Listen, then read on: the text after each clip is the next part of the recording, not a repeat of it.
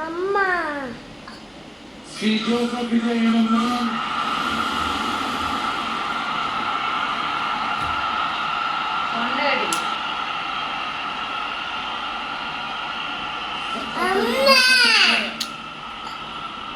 இந்திய அரசியல் அமைப்பினால்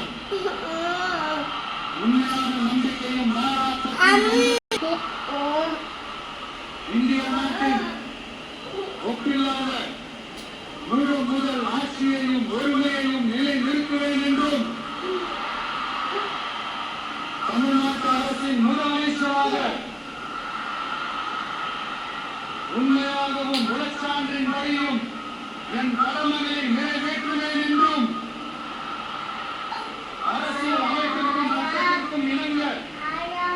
அச்சமும் விடுதலை சார்பும்